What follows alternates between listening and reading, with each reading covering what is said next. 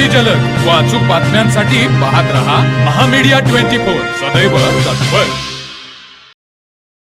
नमस्कार, मी शुभांगी पाटील. महामीडिया 24 मध्ये आपलं स्वागत आहे. पाहुयाच्या हेडलाईन्स.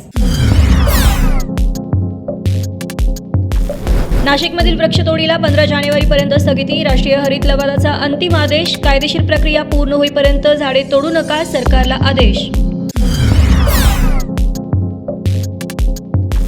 दोन्ही सभागृहातील विरोधी पक्षनेते अधिवेशन संपण्यापूर्वी नेमा उद्धव ठाकरेंची मागणी. तर काँग्रेसचा दावा खोडण्यासाठी घेतली विधानसभा अध्यक्षांची भेट. सभापती राम शिंदेंचीही घेतली भेट.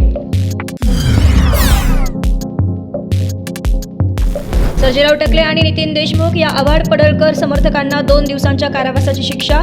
बातमीवरती शिक्कामोर्तब. पास देताना पार्श्वभूमी देखील तपासा, अशी बोंडेकर समितीची शिफारस. विधानसभेत मंत्री आले नाही तर त्यांच्यावर बिबटे सोडा. विधानसभेत मंत्री उपस्थित नसल्यामुळे सुधीर मुनगंटीवार यांची संतप्त प्रतिक्रिया. सोयाबीन खरेदी केंद्र सुरू करण्यासाठी मंत्र्यांच्या OSDच्या माध्यमातून लाखो रुपये घेतले जातात. विधानसभेत विजय वडेट्टीवार यांचा खळबळजनक आरोप, तर अखिल काझींनी मात्र आरोप फेटाळले. बेरोजगारीच्या प्रश्नावर NSIचा विधान भवनाच्या परिसरात मोर्चा घेऊन जाण्याचा प्रयत्न. पोलिसांनी मोर्चेकऱ्यांना मध्ये गेटवरच रोखल्यामुळे वाद. पोलीस आणि आंदोलकांमध्ये बाचाबाची.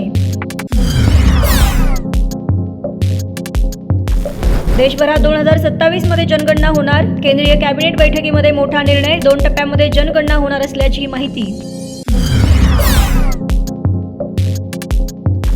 कोल्हापूर जिल्हाधिकारी कार्यालय बॉम्बने उडवून देण्याची धमकी. दीर्घ तपासानंतर बॉम्ब नसल्याचे निष्पन्न. आंतरराज्य बॅग लिफ्टिंग टोळी शिराळा पोलिसांच्या जाळ्यात. सलमान गुडेट्टी व मुलगा संदीप अटकेत. आणि अंदमानात स्वातंत्र्यवीर सावरकरांच्या पुतळ्याचं अनावरण. केंद्रीय गृहमंत्री अमित शहा, सरसंघचालक मोहन भागवत आणि सांस्कृतिक कार्यमंत्री आशिष शेलार यांच्या उपस्थितीमध्ये सोहळा. मंगेशकर कुटुंबीय आणि शरद पोक्षे यांची विशेष उपस्थिती. महामीडिया 24 न्यूज चॅनल लाईक करा, शेअर करा, सबस्क्राईब करा आणि बेल आयकॉन ऑन करायला विसरू नका.